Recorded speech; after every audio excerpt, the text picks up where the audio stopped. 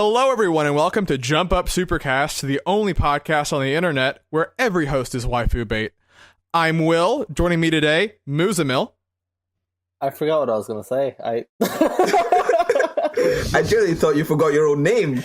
I completely lost it. I had a thought, and it's just gone. Oh, well. Brandon. This episode is like our Electric Boogaloo episode. Noah. Yeah, it's our number 2. And Saf. Supercast harder. We did it. How are we all feeling today, boys? Excluding Moose, who's having a stroke. How are we all feeling good? Ready to do a podcast? I feel like I have some heartburn, but that's fine. Ready to avoid the sophomore slump? Ready for round 2. Let's do it. Okay. So, 2 days before we started recording this podcast, I thought we might not have enough stuff to, fill out a podcast this week. And then in the span of 2 days, suddenly, we might not get to everything. So, we're going into the news. And it's a very special time of the year, boys. Comes around rarely. It's a special time for one Muzamil, especially. It's the end of quarter and end of fiscal year for some Japanese companies. So we get some numbers, baby. We get to know. We talked for all year. Was this game going to succeed? Was this one going to fail? Now we get to know for sure. But we also get that for some people, mostly Saf, these numbers mean nothing and are boring. So I'm gonna counter it. We're gonna do a little game, a little thing, buy or no buy. It's a simple thing. I'm gonna give you the name of the game, how much it sold, and why it's important. And if you want to talk more about it, one of you gentlemen just say, "I'm buying." If you're buying, we'll talk about it. If no one says anything, no buy. We're moving on. We don't care. It doesn't matter. Has everyone got it? Are we saying buy if we bought the game? No. You're just interested. You want to talk about. You're buying into the hype, to the importance of this thing. Yes. Are we saying no buy if we don't want to buy? The silence is a no buy. Okay. The silence is a no buy. The silence. Okay. Okay. So first up, recent news: Monster Hunter World sold 5 million units in its opening weekend, biggest ever for the franchise for an opening weekend, and it sold almost 3 times the amount the previous entry did in the West. Buy or no buy? I'm buying for a specific reason. There's just something I have to air out here. You see, I went on... Tell us how wrong you were, Muzzy. I went on many 3 a.m. rants on Discord about how Capcom were the stupidest people on Earth because of the decisions surrounding Monster Hunter World.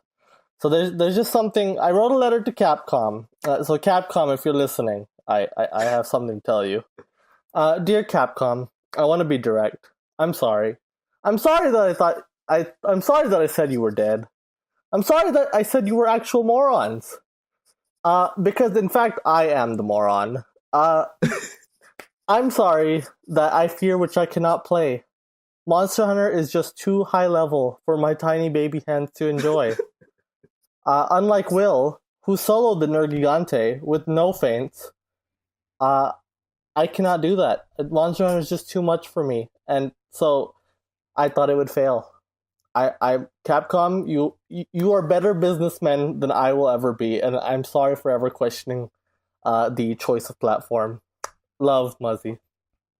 Very good, very good. Thank you for that. Beautiful. I certainly did not write that for Moose to read. So how does it compare to its other successful entries, the 3DS entries? The 3DS entries, it has... the Monster Hunter 4 it's already the best-selling Monster Hunter game. 4.9 million units in its lifetime, so it outdid it in the weekend. Jeez. Yeah. I think they made a play to the West, and it worked. It worked. I was wrong. It might encourage Capcom to just focus a little more on the PlayStation 4 now. Sony. I mean, this sends a message, you right? cannot focus more on the PS4 than you already are, but... you know. No, I mean in terms of Monster Hunter at the very least. But sure, yeah. I mean, it worked out for them. I'm happy. I'm happy that the game sold well. I was just incredibly wrong about how abandoning the Nintendo audience, i.e., the Japanese audience, would do for them. But you know, it worked out. It worked out. Good for them. And also, he finally admitted to his tiny baby hands. It happened. We did it, and we accomplished it. Next up, we have Dragon Ball FighterZ launched for 2 million for the weekend. Highest launch ever for a Dragon Ball game, and one of the biggest launches for a fighting game this generation. Buy or no buy? It is impressive. I guess I'll buy into that. Brandon's buying. Talk to me about it. Why is that so exciting? It's exciting because I love Dragon Ball. And I've been all about playing Dragon Ball games since, like, way back when Legacy of Goku came out, right? That was the first one to come out in North America. And back then, it was a very exciting time because Dragon Ball was at its peak. But to see that it's doing better than ever is very exciting. And like, also, this is a big win for Arc System Works, who are like a pretty crazy, like a very niche developer. So for them to come out with one of the biggest fighting games of this gen is very exciting. Right. Like, has any of their games ever sold that? I mean, definitely not. I don't know if any of them have broke but- 1 million, to be honest. So none of them have even lifetime sales come close to that. Yeah, I'm not sure off the top of my head, but for sure this is way more successful than any Guilty Gear or BlazBlue This has is ever been. beyond. Yeah, this is far beyond. And I think worth mentioning, it's the best. You said it right, but it's the fastest selling Dragon Ball game, and that's crazy because everyone was like, "Oh, well, there's no way a 2D one-on-one hardcore fighter is going to sell better than Xenoverse," which obviously appeals to a more broader audience. But I mean, here we are, right? FighterZ is doing great. Better than because the Xenoverse games shipped to 1.5 million. So to add another 500K to that is kind of crazy. Yeah, it's pretty exciting, to be honest. Next, And I up, think it we could have legs. Like, Yeah, I think it will too. Yeah. Do you think it'll be the most entered game at Evo this year? no. Me neither. It's got a main event I Evo. hope so. You heard it here first. But you know what? I'm calling it now, though. It will outsell Xenoverse. It will be the best-selling Dragon Ball game ever made. I Mark it have a down. very good friend who said it's going to main event Evo, and I'm on his side. And I hope he hears this. Let's see. Next up, we have Battlefront 2 sold 7 million, which is below their 10 million unit expectation, which was already lowered from 14 million originally. So this is a bad news bears for EA. I want to buy into that. Buying in? Talk Yeah. to me. Okay, you know what I want to say? What? Ha! It is actually kind of crazy how badly the whole microtransaction controversy affected them. Good. That's a good thing. Maybe then they won't pull that shit again. That's a huge drop from the first Battlefront. I said all I have Huge. that I need to say. I think that's good. Yeah, I mean, like, it's the loot boxes hurt them. Like the news headlines did hurt them. We see it, right? Like, there's no reason that Battlefront 2, which now has a single player, now has all these things, their whole message is, we fixed the first one, guys. You're welcome. It's doing less than the first one did by a pretty wide margin. Like, that's entirely because of those headlines. So, like, that'll tie into a later news story. But I think that things are changing at EA as a result. And Disney cannot be happy. They're not happy. Yeah. I mean, what did they expect when they signed a deal with EA? For real. But that's It's topic true. for another day. Devil signed a deal with the devil. In other news where Disney can't be happy, Marvel vs. Capcom Infinite just barely broke 1 million, and there's an unclear future for the franchise. Is that a buy or a no buy? Bye. Buy. Saf, want to talk about it? There's two things I want to talk about in this. One, because it's also mentioned Resident Evil 7. Good job that. Yes, 4.8 million for Resident Evil 7. You're Yeah. skipping ahead. You're skipping So, ahead. there's I'm going to get to it, but it's fine. It's fine. Resident Evil, it did good. The amount of sales, or the highest sales for this fucking year, is just half of it is just Resident Evil games. Yes. And Marvel vs. Capcom done so bad, like they fucked up so bad that the remake for Resident Evil 4, the fucking remake that's had like the 10 remakes beforehand, sold more than this fucking game. Like, what the fuck? And especially when you put it in the context of Marvel is bigger than it's ever been. We are entering the end stage of this like 10-year journey to like be important. And that's a game that just showed poorly every time it showed up, got not a lot of positive press, and even the game turned out better than we thought it would, but it didn't matter. That ship had sailed. And make the faces better. I think there was just too many terrible choices, right? It's not just that it was ugly, but like I think the terrible roster and the way they revealed the characters and the terrible DLC model where it was like there's 3 newcomers in the base game, but hey, here's 5 brand new characters to the series that you could buy for an extra $30. It's they revealed Monster Hunter Girl and Black Panther, and you couldn't get in the base game. You could see them in the base game. Yeah, they were in the story mode. Like, they were clearly done, but... Yeah. It's like they pulled the Marvel vs. Capcom 3 again on disc DLC shit? But much worse, because 6 characters this time, and the base roster itself was... Because, like, last time they had the whole thing, everyone was made from scratch, right? Mm-hmm. This time, almost everything is just ported over from Marvel 3, and they still can't include that much new content. It's like, really, guys? It was That's really just real bad, just disappointing game. They fucked up real bad. Yeah. Now we'll move on to the Nintendo portion of the stuff, because they had a buying into everything. Just buying into everything. I'm just gonna run all these down at once, so get ready and hit the stuff that you think is of note. Super Mario Odyssey is 9 million units. It's the best-selling 3D Mario. It's already the best-selling. Fastest-selling 3D Mario. But it is the best-selling Switch game. Already. The Switch, Mario Odyssey, has sold more than the highest-selling Wii U game, which is Mario Kart 8. So we're already surpassed. We already did it, you guys. Good job! Yay! Mario Kart 8 Deluxe, 7.3 million. It's going to outsell the original Mario Kart 8 soon. It's the most successful re-release on the system. Splatoon 2 is at 4.9 million, already outsold the first game, and is the best-selling Switch game in Japan by a pretty huge margin, so Splatoon continues to be huge there.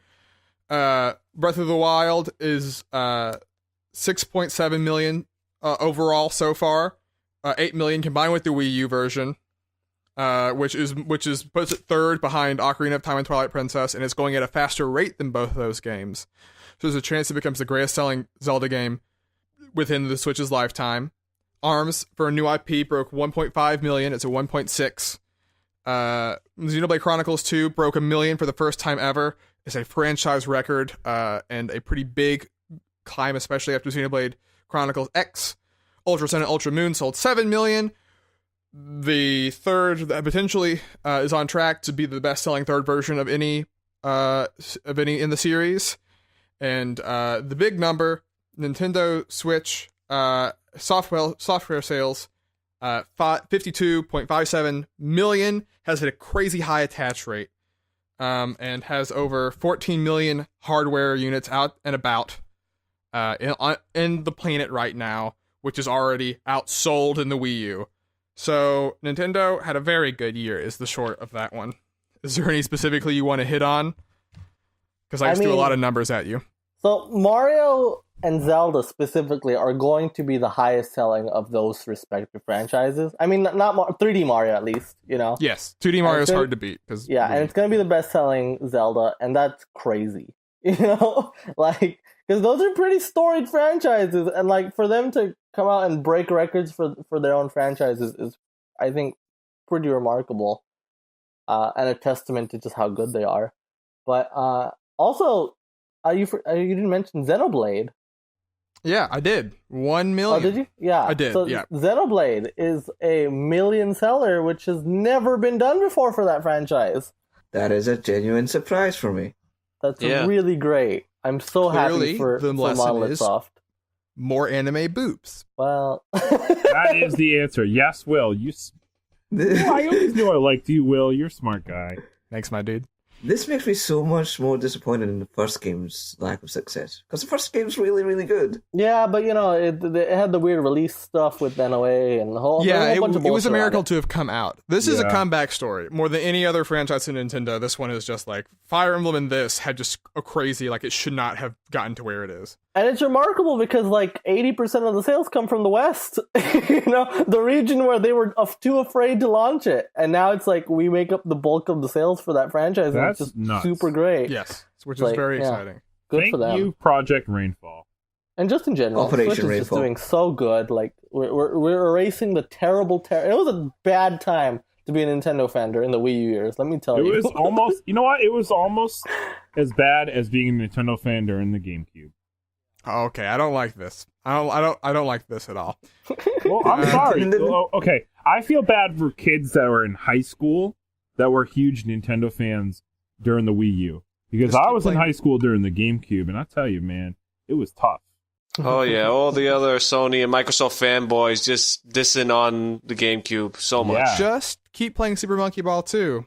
Oh no, I played the shit out of the GameCube. That was my favorite console. Oh, I did too. I love the GameCube, but man, it was tough back It was then. tough Dumb times. babby consoles. How dare you? The Wii U was so bad that Yeah. the Switch overtook it, the sales, in In a year. less than a year. Yeah. It's Like, both what the like fuck? Switch is a roaring success, but also just it puts into perspective how rough the Wii U was. Mm.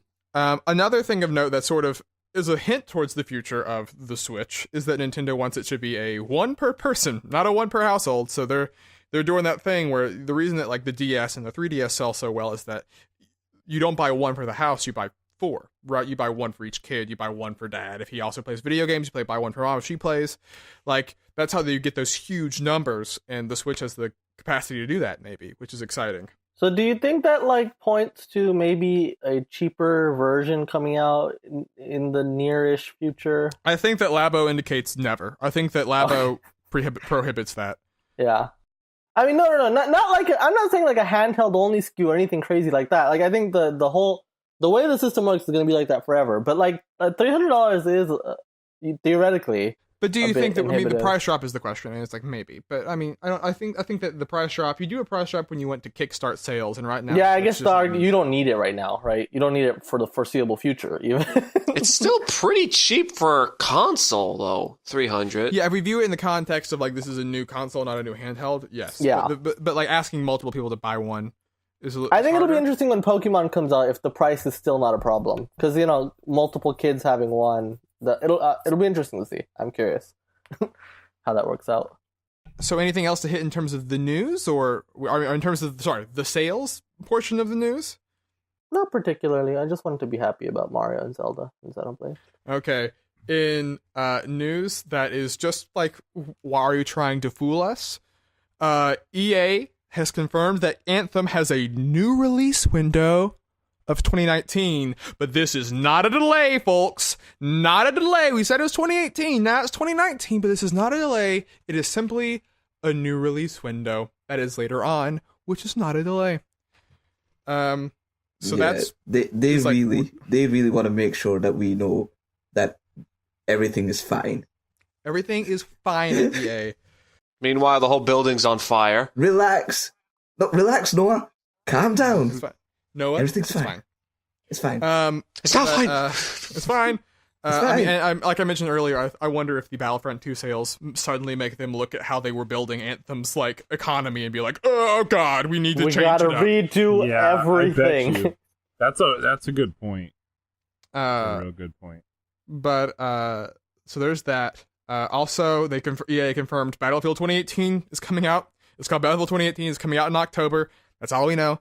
I think rumors are it's set in World War II, whatever that means. To So me. Well, we're of course. Why we're wouldn't coming it be, full right? circle? I mean, to be fair, Call of Duty World War II did so crazy well, but I mean, I get it.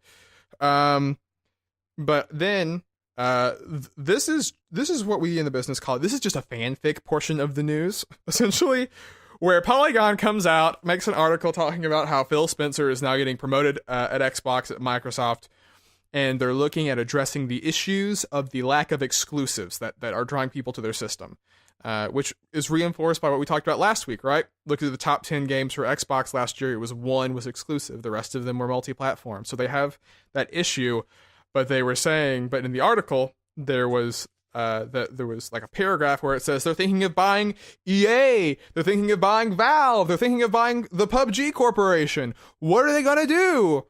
And then like the next day they published an article saying like probably nothing. Like all the analysts don't think this is happening. There's no way in a million years that they could buy E EA. Oh no, they could. They have the money for it. We looked this up specifically for this. I looked at the market evaluation of EA of Microsoft, and EA is worth I think just under 70 billion as a company. Microsoft is worth over $738 billion market value. For perspective, Disney is worth about 138 billion.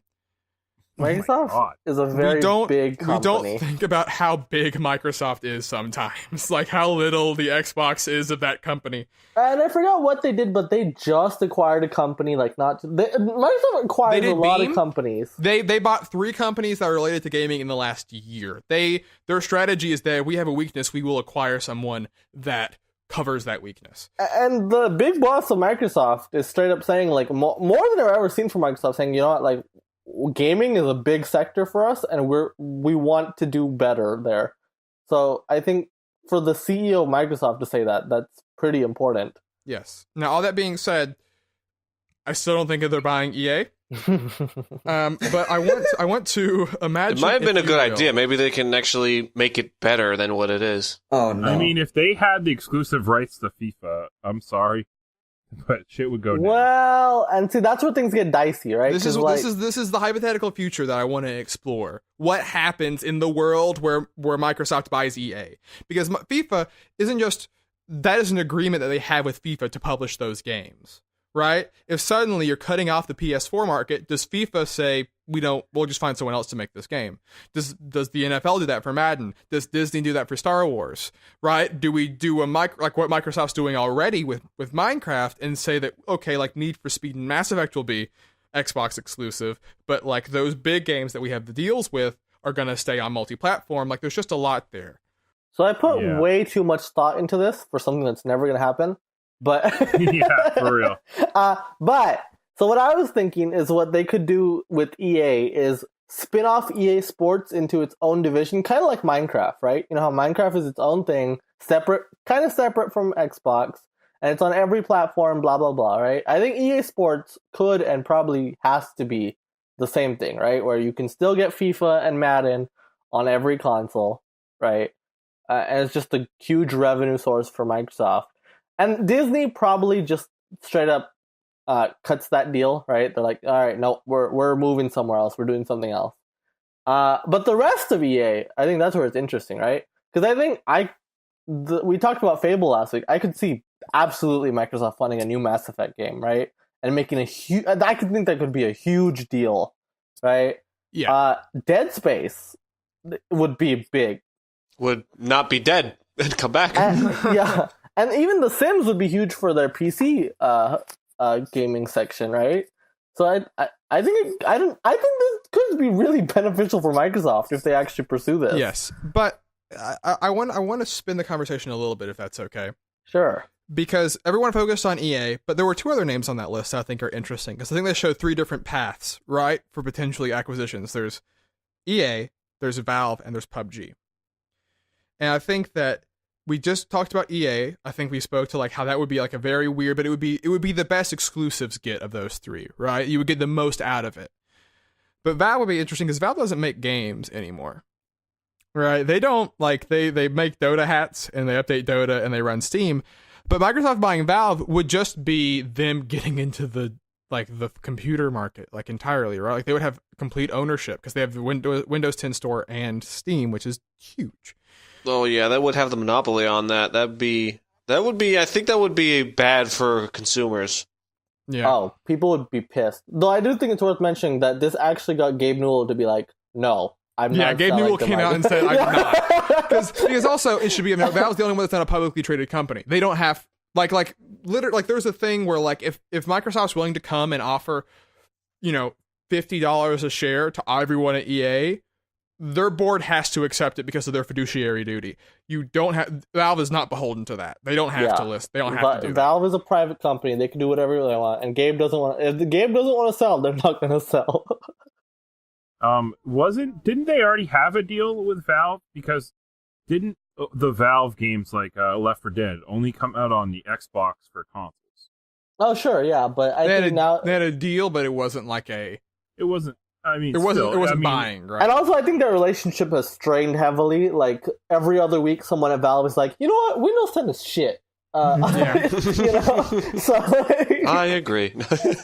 And you guys have so much faith in Microsoft handling first parties.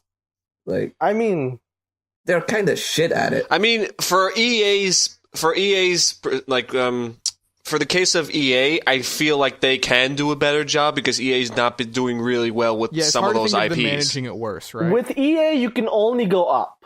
Is the thing. They did a bad job with Rare. They did a bad job with Rare. They did a bad job with Scalebound. They tried to make Lara Croft their own fucking thing in that one E3 thing.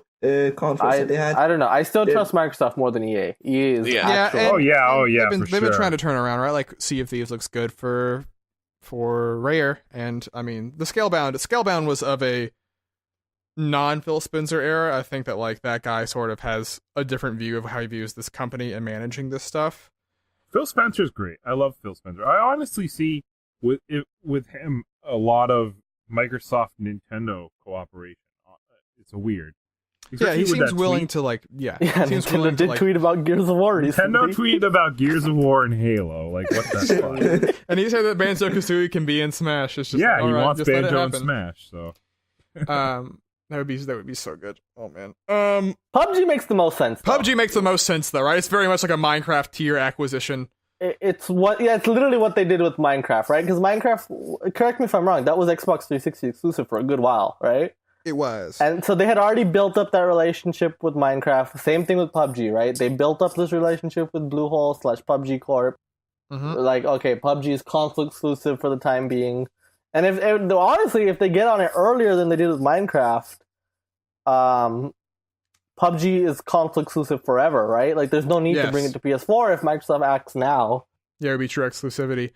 A thing, though, that I think is interesting and fun and conspiratorial is you might recall, if you were paying attention to the news before this podcast started, which, like, what an awful time that was, that there was talks of Tencent buying the PUBG corporation for a while, and what might have been happening is that behind the scenes, Tencent was doing that to begin to basically try to scare Microsoft, because if either of them tried to buy it, it would become an auction basically for who would be willing to buy it, and neither would probably want to pay as much as the other's willing to drive up the price. So, like, there's some weird business things going on. Well, no, I guess with Tencent it's hard, right? Because either of those corporations could outbid anyone else in the world. Yes. It's like the only person that could compete with Microsoft is Tencent. Yeah, like, and vice versa. Yeah, like not even Sony could do that. So that's a weird little thing that's fun to speculate about and won't mean anything in the long run, probably. Yeah. And just some quick hits. In terms, Will's getting upset. This is Will's getting upset news. Yakuza 6 delayed from March to April 17th, and it's like, hey, games get delayed. It's fine. But then you think about it, and you're like, okay, so this is a single player, story focused PlayStation 4 exclusive. You know, like, what else is coming around it? And then you think about another single-player focused, story-based PlayStation exclusive that comes out 3 days later, and it's called God of War. And you just have to wonder, why does Sega hate us? Why? Alex Navarro of GiantBomb.com has a copy of that game. He was planning on reviewing it for March. I don't know what happened. It's done. What's happening? Why? And it's funny is because the original projected release of March, everyone was like, I think this is it's God of War time. This is God of War time. This might be a bad time for Yakuza. And then it turns out, no, God of War's coming out in April. You know what? Yakuza's good. And then they moved to April and it's bad again. Once again, we're back in that time frame of God of War releasing, and it's like obviously they're two very different games, right? But the problem is, like, I mean, everyone who owns a PS4 is buying God of War. It will have a high attach rate, and it's hard to ask people to spend $120 on games. And yeah, even people who really want Yakuza, they probably would prioritize God of War, right? Just because it sucks of how it goes. So it's a Sega, and it's like Yakuza 0 was such a breakthrough for that series. Why are you? Yeah, I don't want this to kill all momentum, right? It probably will. It's the rough part. Please either push it back forward or delay it again. I just. Yeah.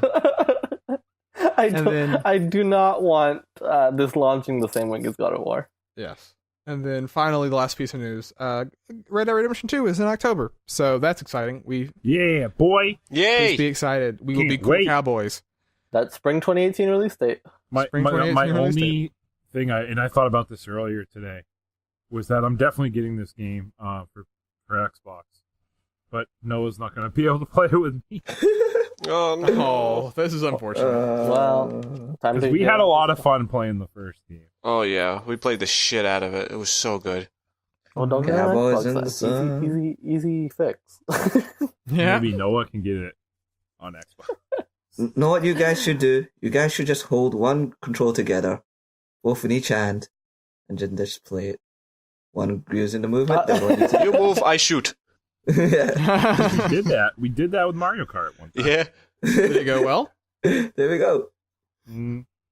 It went. I think we did. I think we won the Grand Prix, actually. We did. We gave Yeah. first place. So Yeah, pretty well. So if we could do it with a racing game, I think we could do it with the Red Dead Redemption 2. Yeah, it's good. That's We're true. good. Though Rockstar controls.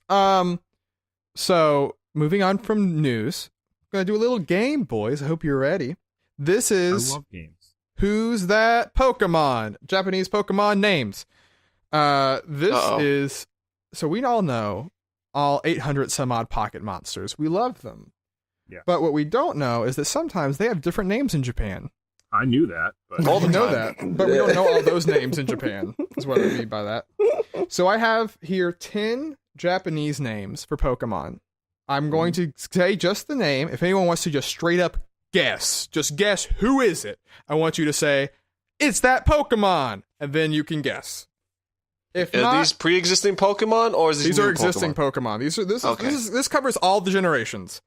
This is all the Pokemon, right? So I'm going to give you the name, and if no one wants to guess, then we have multiple choice, and you can go from there. If you guess straight up, that's worth 3 points. If you guess with multiple choice, it's worth 1 point. I'll be keeping track of the scores. I hope you're ready. Let's do this. Okay. So first up, we have Pigeon. Who's that? Well, I forgot what I'm supposed to say. What was? It's that Pokemon. It's that Pokemon. Okay, who do you think it is? It's Pidgeot. Pidgeot is incorrect. Oh, fuck. I thought it Are we was going in too order? obvious. No, so Moo's guessed. If whoever gets first, you get it, but he doesn't get a guess now with multiple choice. Yeah, sad. So for Brandon, for Saf, and for Noah, is it A, Unpheasant, B, Pidgeotto, C, Farfetch'd, or D, Talonflame? Wait, what was C? Farfetch'd with C. I'm gonna guess B. I'm Pidgeotto. I'm going Pidgeotto? to guess Unpheasant. A. Ooh, well, Saf and Brandon are right. 1 point. It was Pidgeotto. I was so close. So They will be close. getting harder as we go, so be prepared. Yeah, that was an easy one. Number 2, Lucky. Lucky? Lucky. Anyone have any guess for Lucky? Licky Licky? Lucky or I- Licky, actually? You must first say, Oh, It's is that that Pokemon. Pokemon? Is that Pokemon Licky Licky? no. Good Good that was a guess, wild though. guess. Hold on. Now it's multiple choice. This It's is not coming from my extreme knowledge in having absolutely no life back in Gen 1. Brandon. Is it Brandon.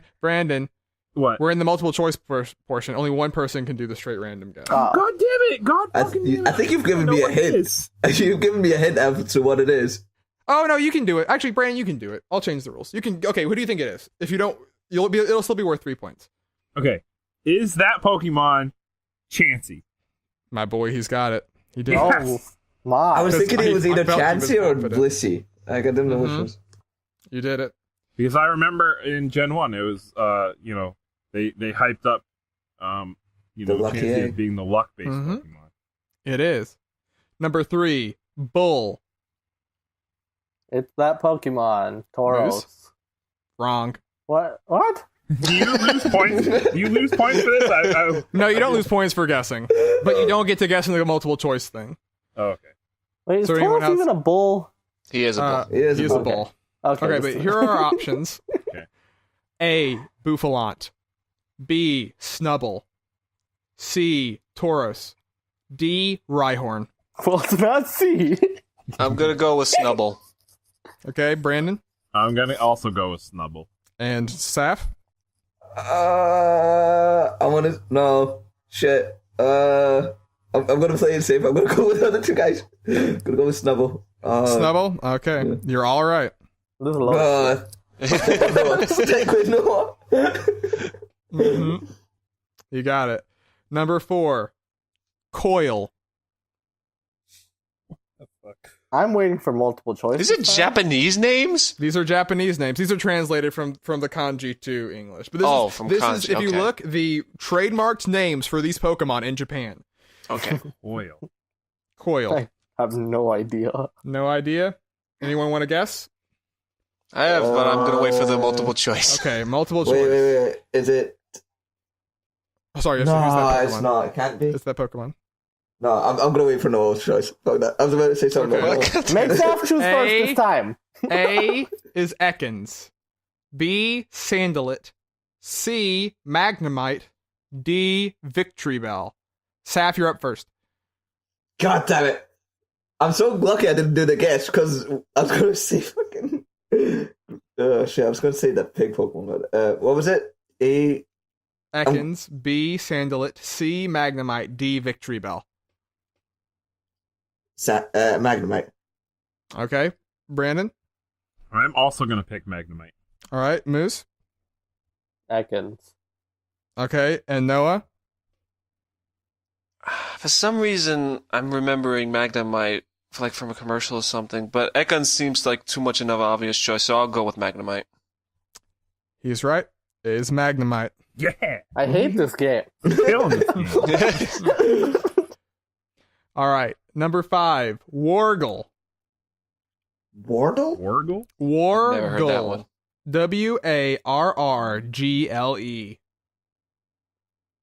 Wargle? No guesses? Is that even a word? Well, maybe. I don't know for sure, so I'm not gonna waste my guess. Is it? Okay. Is it warrior fucking Pokemon or some shit? That would be very good, but it's not. Wait. So you just Can I- go into multiple choice. Or do you want to Do you guess, want to Seth? guess, Seth? You want to guess? I don't know. I'm. Oh shit! I want to say legendary bird. To be honest with you. Just do it.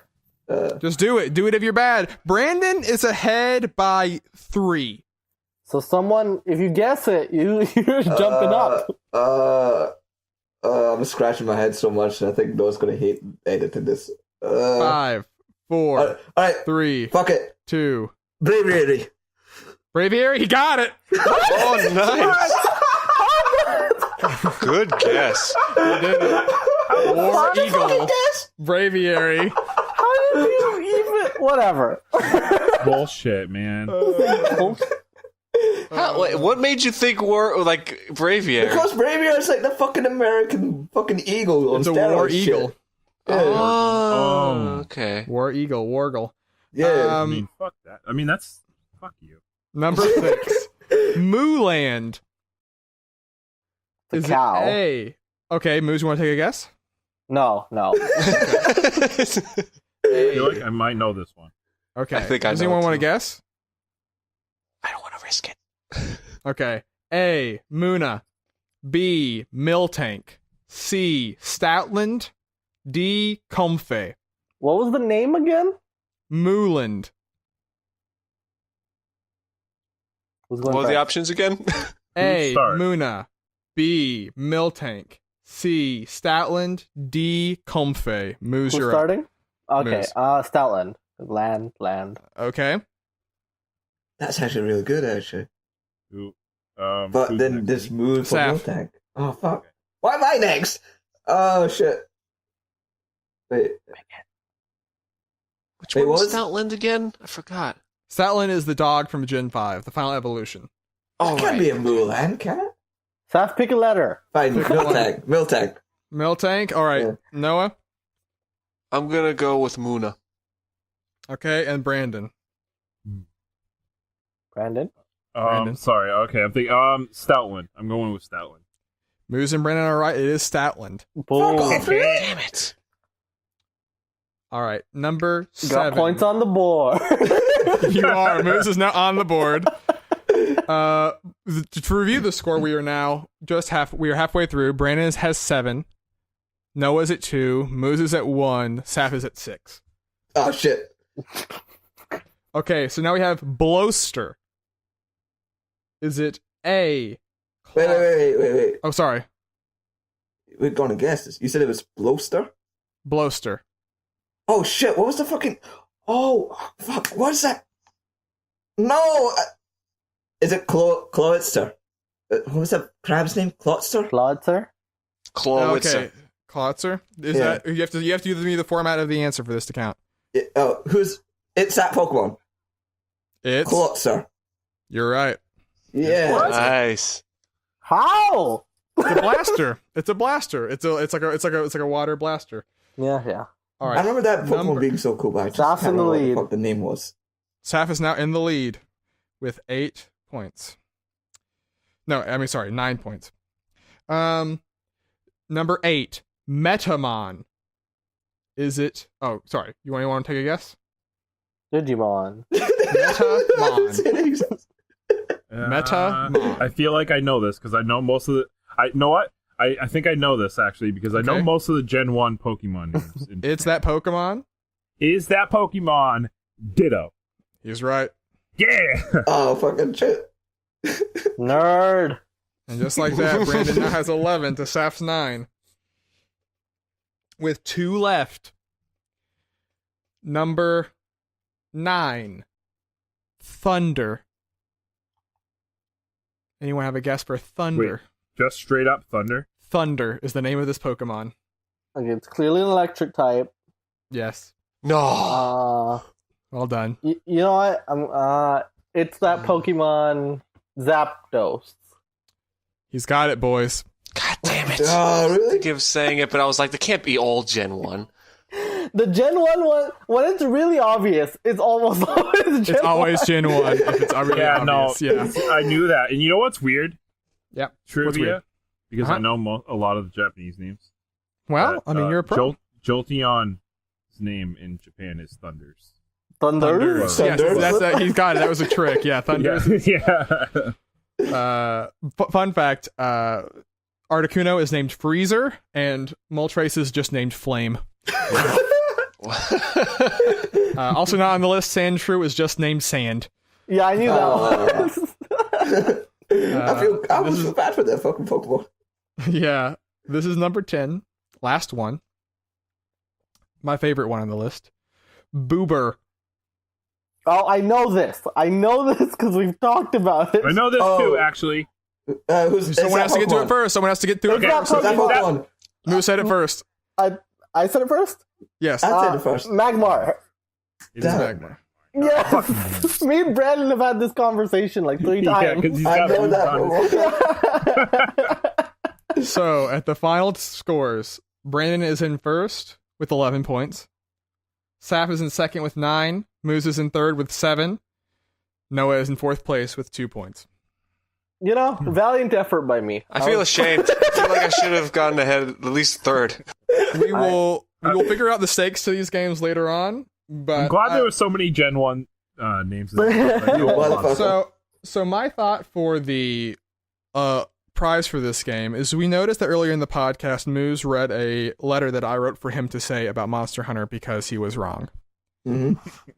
I believe the winner should have the right to, next week, prepare a 100-word statement for the lowest scorer to have to read out loud. No matter what it may say.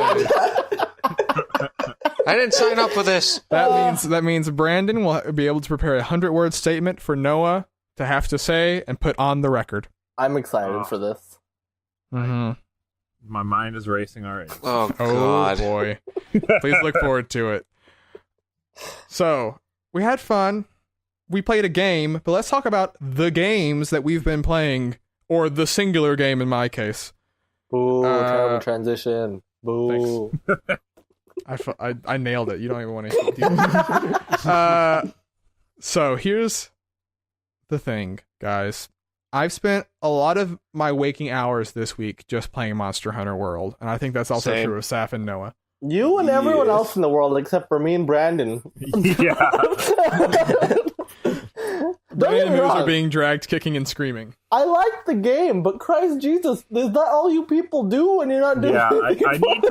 I need to jump around. I can't just do one thing. I just can't do it. Yeah, for real. I feel you, Brandon. That game is very good. As a person who put like 5 hours into the previous Monster Hunter, boy oh boy is that a treat. It's so good. Oh, really? You didn't play Generations that much? No, I mean, like my collective time in all of Monster Hunter is about 5 hours, like for all the games Wow. prior to this. So yeah, so this is. But you were so into it, though, in Monster Hunter World. Out I of know. the handheld ghetto. Out of the hand.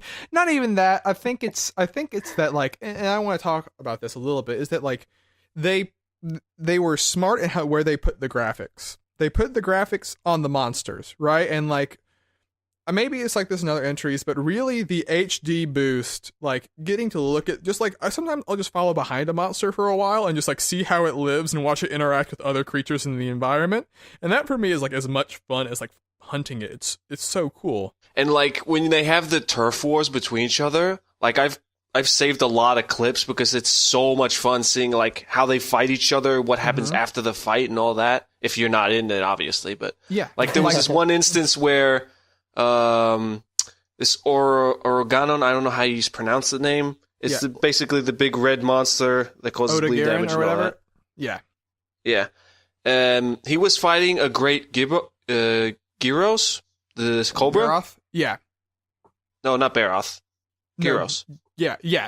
It's fine. We got it. The great Gyros, yeah. Gyarados. They were fighting each other, and at one point, the Orogaron, he attacked the Cobra, the Great Gyros, and he knocked it out, and it was like if kind of like fainted, and then the Orogaron grabbed it by its neck, like predators, like lions, grab like their prey, and dragged it off to this like hole in the wall, and like brought it to its nest. It was fucking awesome. It's so That's cool. super cool. Yeah, and just like if the Gyarados or however you say that, it's the catfish one. When it fights a Baroth, you see it do this thing where it'll like just like writhe around in the water a little bit and like cover itself with mud. It's like an eel. It'll jump up on the Baroth and just like wrap itself around the Baroth and just keep like wrapping itself around it over and over and like tightening on it to like squeeze the life out of the Baroth. And it's so cool. It's great. That game's super. Another good. one was with in the ancient forest, the Agenath and the Rathalos. Yeah. Like the Agenath would go into the Rathalos nest, and the Rathalos would come pick it up and drop it off the cliff. It's so good. See, I love that, like, in this game in particular, right? It's like, there's already this established ecosystem. This world does not revolve around you, you know? Yes. Like, it's a living world, and you're invading in there, but it's not about you, you know? I super like that. It's Yeah, like there's a reason why the monsters are going where they're going. There's a logic to what they eat, who eats who, how these fit into the environment, right? because, you know, most games, like, it always just revolves around the player, right? What the hunter wants to do, right? Yeah. But yeah, this is just an established world. It goes on with or without you, right? You're invading on them, and I think that's super. It's very clear, yeah. Yeah, because also people sum up Monster Hunter as like it's a bunch of boss fights, and like it kind of is. But the thing that elevates it outside of being a boss fight is that it's not like they're just waiting in arenas to fight you. Yeah. It's not like they're just like I live to fight this hunter. It's like no, like you are hunting. You feel like you're hunting. You track them. You search them down. Like you learn where they live and where they like will go to die. Like which is very morbid. But like you learn all this stuff as you become more and more aware of the habits of these creatures, which is so much. Yeah, you so learn their cool. weaknesses, you learn what parts they get, etc., etc. And like you can even trap them at one point in the game, which is cool.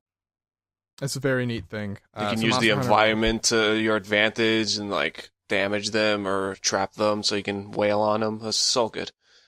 They had so many quality of life features from previous games to this one. It's just so good. Oh, there's so many smart things here, right? That make it so easy for like not just like newcomers, but also like where people who've been playing Monster Hunter forever can appreciate. Like, you know, like finally, like they made these really nice changes that don't affect the gameplay in any negatively. Just make your quality of life better. You know, like Yeah. it's I mean, like, super I good. think if there's a way that I forget who phrased it, but they said that there's a difference between simplifying and making things more elegant. And I feel like Monster Hunter World simplifies in a way that gets elegance, right? Like, instead of having to go back every single time to get pickaxes because pickaxes will break, right? Instead of having to like specifically prepare these quests, you just do it while you're going, right? Like, it's all in service of you improving yourself to better fight these creatures, which is the point of why you're in the game. It gets to the part that people show up for more efficiently without making it feel overly easy or like it's compromised what the spirit of that game is, which is still hunting and spending time and preparing. Yeah, it's super great. But I have to say, I'm just gotta throw this out there, I feel super apprehensive that I'm 7 hours in, which I feel like is a lot in a week, and then yet everyone else is way ahead, and it's just like... You can drop a lot of time into it. It's getting to me. I mean, that's my problem, is, you know, everybody else did nothing but play that game. And obviously I was trying to balance that with Dragon Ball FighterZ and Xenoblade and Social Life, you know, doing all these things. Just give that one up. Social Life? That last one up. Yeah, come on. Who needs that? I have one of those. And, you know, and obviously Normie. But, you know, it gets to the point where everybody else had played so far ahead of me. I was like, I don't really want to play. I mean, we were all together and I was like, yeah, this is cool. But now it's like, I don't really want to play. I mean, Brandon, you and I just gotta stick together. and I know everybody will use the, oh, well, we can like go help you kind of thing. But then it's like, you feel like you're holding everybody back because everybody's like, dumbing down that, to, also... we'll come play these like missions. I know we can walk in there and just slay the fuck out of the monster and let you get all, you know, reap all the benefits. But like, that's like, no, I was having fun when we're struggling together. But now all of a sudden it's not going to happen anymore. Yeah, there's a disconnect in terms of like of the type of they're playing a different game at that point, which is the hard part. Though I will say I am having fun playing by myself though. Like, it's not it is not a game that I have to play with people. Yeah, so, like I played primarily by myself and I've enjoyed it in that capacity. Which is like, and that's the thing too, is you mentioned you've been playing FighterZ too, Brandon, but like that's the issue with FighterZ is that like I played an hour of FighterZ. I love that game. It seems super good, but like Monster Hunter and a hardcore fighting game are two of the most time intensive games you can put out side by side, you know? Like just like working hours like figuring out in the lab just like how to put combos together. Like I'm going to be so far behind whenever I get to it, whenever I like sort of put Monster Hunter to the side for a little bit. So, but I mean Dragon Ball seems incredible, right? Like that's the other big release of last week that is also doing super well, as we saw from the sales. So that's good. Both of those games deserve their success. I think we can say definitively, right? Yeah, for sure. Yeah. Those are the big games of the week, I think, You know, right? we can touch on Dragon Ball just a tad bit more. Sure. It's I haven't been playing much. I think Brandon's played way more than anyone else here. But God, I love how easy to play it is. Like I'm not good at traditional fighters. I have a hard time pulling off all the necessary motions and whatever. But this is just so easy to pick up, and it's a blast to play, and it looks gorgeous, and I love it. It is very easy to pick up, and the gameplay is pretty straightforward for a fighting game. There's most of the combos are just quarter circles and a button. Yeah, the special moves are all there's no overly complex inputs, and most of they're all quarter circles, so it's very easy to do and pull off. Some of the combos that you can do get very difficult when you do the combo training. When you get to like the 9 and 10 combos, it's like really fucking hard. A thing I really like is that there is a universal combo which is just light, medium, heavy. It works for every single character. If you get a dash in, you can just do that and you can feel fine, right? You can also auto combo, which is fine. Like, but then there's also the skill cap there for players that want to be there. So like it really does sort of cover I mean, we don't know how the meta will develop, but it seems like there's the gap there that from like low tier play to high tier play, but everyone can still enjoy it. That I think is very important for the long term of a fighting game. Yeah. And it kind of reminds me of Marvel vs. Capcom 2, where Marvel vs. Capcom 2 also had a like not overly complex combo system, but once you throw in assists, once you throw in swapping and multiple character pairings and how they match up together, that's when the depths reveal itself. So I look forward to getting into that type of stuff as well. I just want to point out that one thing when I was playing this game. I had a couple weird experiences. So, playing through the story mode, it's like mind-numbingly easy at first, to the point where your enemies do almost absolutely nothing, and it makes you feel like you're real good at the game. Yeah, for sure. You're plowing through. They're lying to you.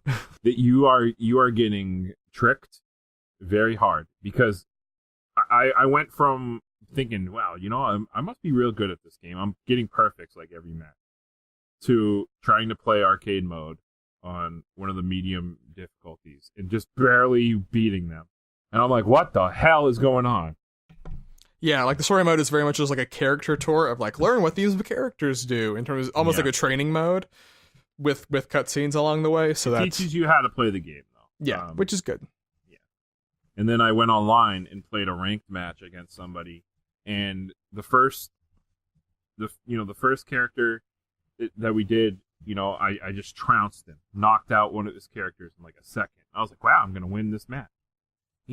And then he knocked me out, and it was just like kind of even. And then when we got to the last character each, like he just destroyed me. I'm like, what the hell happened? He learned you. So you were weird. downloaded. You got downloaded. He learned. He adapted. Yeah, he learned. He did, and he whooped my ass. Mm-hmm. But I mean, I'm historically terrible at fighting. Like I said, generally, though, feel good about video games this week. It's a good time to be a video game person. I mean, coming off 2017, which was one of the best years of all time. And speaking of great games, some of the greatest games, time to move on to the list.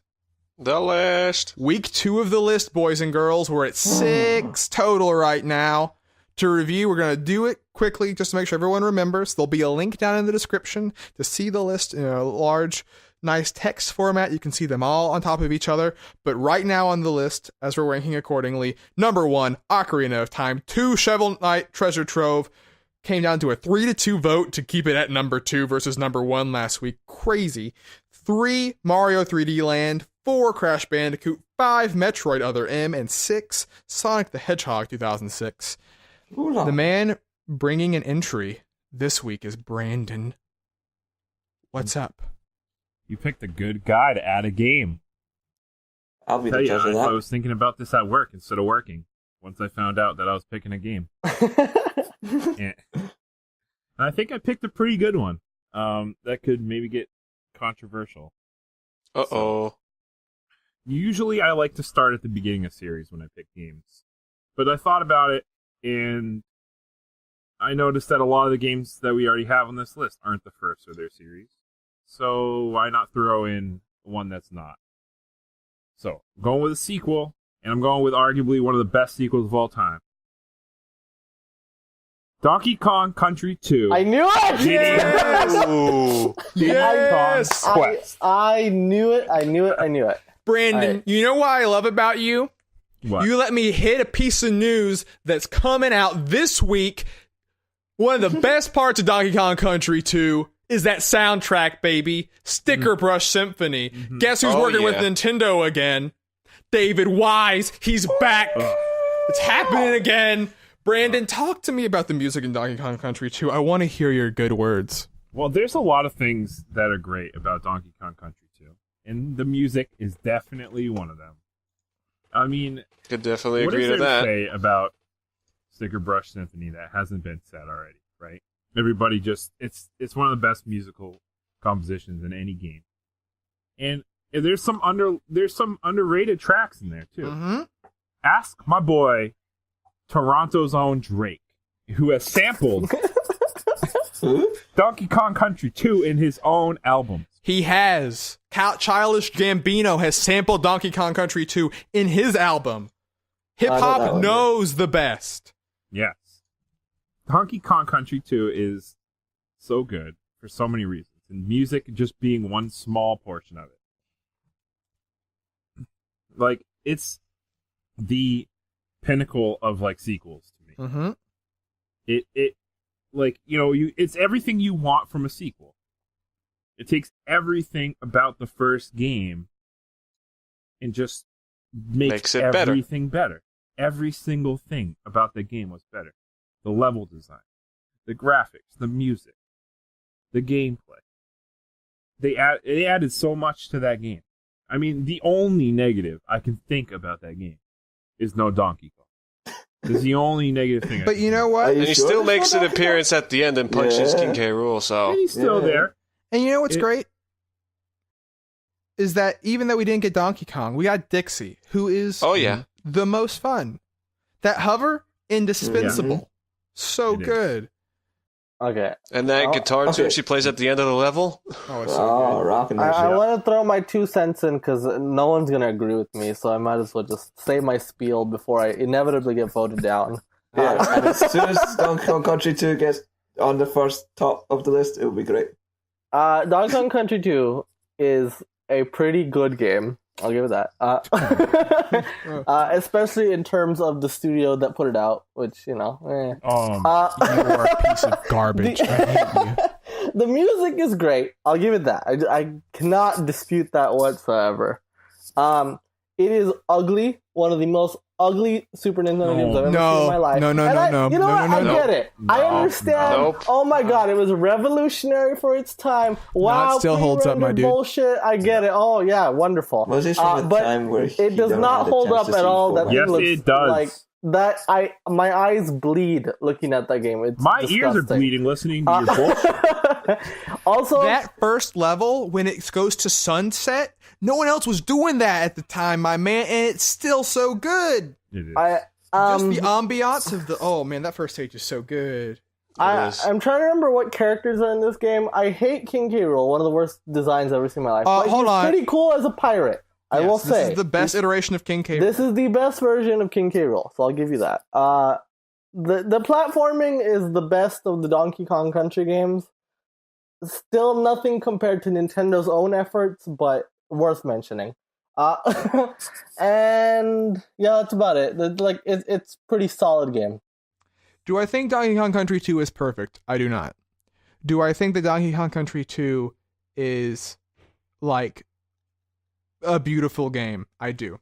I think that game, not just like in terms of like the graphical look, right, which I think actually does hold up, but I think just in terms of like there are moments of that game that are elation, right? When you are on that cart and you are in the carnival level and fireworks are going off, that is the coolest thing in the world, right? I love that like, damn level so much. It's so good. Like when you're just when you get into, I mean, we said it multiple times, but like when you get into Sticker Brush Symphony and you hear that music, when you go and you collect all the coins and you are better than Link, you're better than Yoshi, you're better than Mario. You made it, right?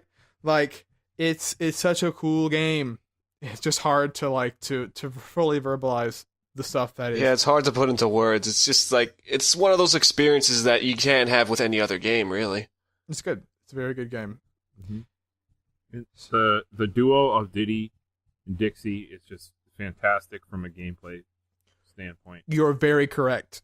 Because I always like playing as Diddy in Donkey Kong Country 1 more, but the fact that they found an alternative to Diddy that I prefer as much, if not more, is a statement to how much they like had a better understanding of what the fun parts of the platforming in that game is. Yep. And the animal buddies in this game take it to the next level. Oh, I do like the animal buddies. I That guess spider. I should throw that. I love The spider, I love him. I love Webby. It's great. Yeah. And the levels with the parrot are great. Yep. Wait, was Diddy Kong Conquest the one with the Bramble Woods? Yes. Yes. Oh, I hated that level. Well, That level was sad. not fun for me. All right. So, Donkey Kong Country 2, Brandon, where do you want to put it? I want to put it at number. Don't let me down.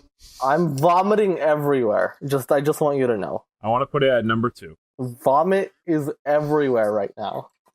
If somebody I could be convinced at number 1, but I am solid at number 2. How does everyone feel about number 2? Moose is vomiting. Wait, before you guys say where it is, you're all going to put number 2 or number 1.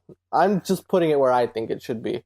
Number 4, because Super Mario 3D Land is a much better platformer. But I'm not even going to debate that point. Way. I'm not even going to debate that point because you all have bad taste. Go for it. We have bad taste, but we outnumber Mario 3D you Land 4-1. Is good, but it's like also generic land. You're a generic land. All right. Wait, Super Mario 3D Land. It made some very great uses with 3D. Zaf, do it. Zaf, go. Zaf, I believe in you. You guys would still lose. Well, no, where's Noah think it should go? Like, I stopped because it was like 3-2 already. I was like, can I actually fight this? I want to go. I feel. Yeah, I want to put it on number 1. You want Noah to put it number 1? What? That's the only reason I said it, because I knew Noah would say it. I'm quitting this podcast. Saf, where do you think it should go? I'm going to step in because I genuinely think that 3D Land is way better than Country 2. 3D Land has a lot more fun. I've had a lot more fun in 3D Land than I have had in Donkey Kong Country 2. All right, okay. Like, the final boss fight in 3D Land is amazing. It's one of the best things. So good. Yeah, it's one of the best final boss fights in a Mario game out there. It Couldn't have been that good. I don't even remember what the fuck it was. I assume it was Bowser. Does he have a tail? You people hate on it because it's a handheld game. I don't hate 3D We Land. don't hate I fought Super for it Mario so much 3D Land. before in a We don't past hate any life. of these games. Except maybe Sonic, but... Yeah, except for Sonic. I love 3D Sonic Land, 06. That game should be number 2. 3D Land's final boss fight is obviously Bowser, but it utilizes platforming in 3D in great ways. Like, that's what final boss fights are about, and it actually adheres to that. 3D Land also decides to like throw in a whole bunch of ideas, whole great little things that focus around 3D, like when you're jumping from like tall buildings down to like lower levels, and that potential sense of vertigo that you would get in regards to this, it's so cool. And a lot of the levels, like even after the special ones, are like just there's such a great celebration of like what makes Mario great. So right now I'm split, because I think that 3D Land does have better platforming than Donkey Kong Country 2 does. But I think that the other elements of Donkey Kong Country 2 elevated above 3D Land. I'm unsure on Shovel Knight being better than that. It's very hard. I don't feel it at number 1. Might feel it at number 2, though. Okay, can I convince you at least of Shovel Knight? Well, 3D Land's another topic for another day.